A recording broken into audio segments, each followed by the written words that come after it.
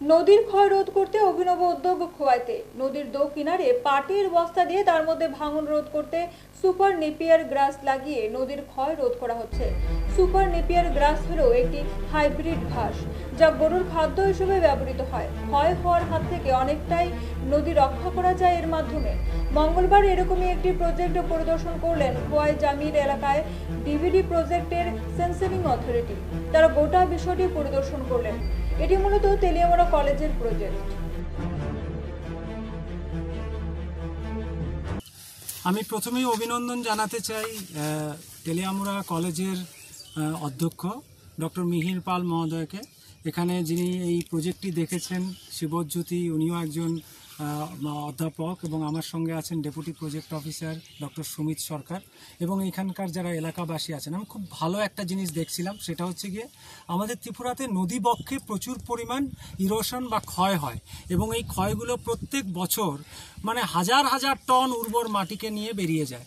এখানে আমরা এমন একটা জায়গায় প্রজেক্টটা করা হয়েছে যেটা নাকি হাওড়া নদীর একটা জায়গা, যেখানে খোয়াই নদীর একটা জায়গা, যে খোয়াই নদীর ঠিক যেখানে টার্নিংটা নেয় এই জায়গাটা সবচেয়ে বেশি এর আগের বছরও ভূমিক্ষয় হয়েছে।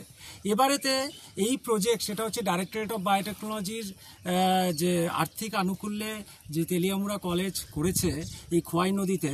এখানে ওরা প্রথমে জুটের ব্যাগ বা জুটের যে চটের যে বস্তা আছে সেটাকে মাটিতে রেখেছে।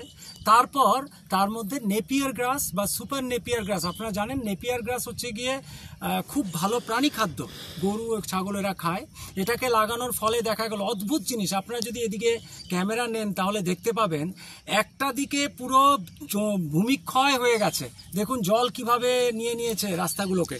ঠিক যেই জায়গাটায় নেপিয়ার গ্রাসটা লাগানো হয়েছে এবং সেই জুটের বা চটের যে ব্যাগগুলো ছিল মাটির মধ্যে, ওই যেটাকে কেন্দ্র করে নেপিয়ার গ্রাসগুলো গড়ে উঠেছে, এই জায়গাতে একটু ভূমিক্ষয় হয়নি।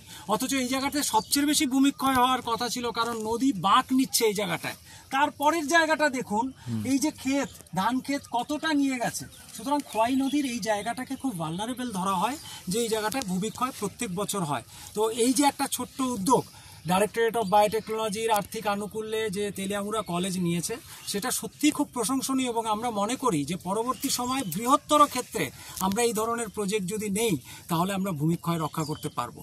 তো আমরা আজকে এখানে দাঁড়িয়েছিলাম। আমি বিশেষ করে এখানকার যারা এলাকাবাসী আছেন ওনাদের যা উৎসাহ আমি দেখেছি, ওনারা আমাদের সঙ্গে সঙ্গে পায়ে পা মিলিয়ে নিচে নিচে নেমেছেন।